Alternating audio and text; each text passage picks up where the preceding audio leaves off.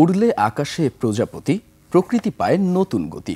এই স্লোগানকে সামনে রেখে জাহাঙ্গীরনগর বিশ্ববিদ্যালয়ে প্রাণীবিদ্যা বিভাগের উদ্যোগে অনুষ্ঠিত হচ্ছে ১৫তম প্রজাপতি মেলা। জহির রায়হান অডিটোরিয়ামের সামনে মেলার উদ্বোধন করেন বিশ্ববিদ্যালয়ের উপাচার্য অধ্যাপক মোহাম্মদ কামরুল আহসান। দিনব্যাপী এ মেলায় ভিড় করেন শিশুসহ নানা বয়সী মানুষ। সাভার প্রতিনিধি শাহেদ জুয়েলের তথ্য ও চিত্রে থাকছে desk report. Colour expert, George sap এবং মাইল্ড অন হ্যান্ডস টেকনোলজি সমৃদ্ধ অরিক্স ক্রিস্টাল ওয়াশ আপনার লন্ড্রি এক্সপার্ট।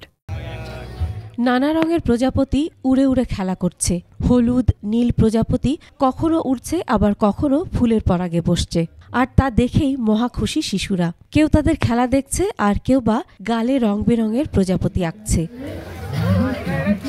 মেলায় নানা রঙের প্রজাপতি, প্রজাপতির ছবি, রেপ্লিকা, ঘুড়ি ও সচেতনতা বাড়াতে নানা স্টলে শিক্ষামূলক বইয়ের সমাহার দেখা যায়। পরিশেষে ছোট্টদের জন্য প্রদর্শিত হয় পাপেট শো।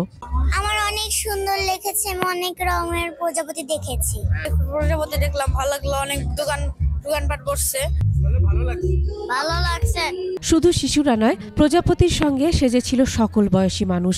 সকাল থেকেই তারা এই মেলা দেখেন ঘুরে ঘুরে, জানান প্রজাপতি নিয়ে তাদের নানা ভাবনার কথাও। বাচ্চাদের জন্যই মূলত করা, তারা যেন প্রকৃতির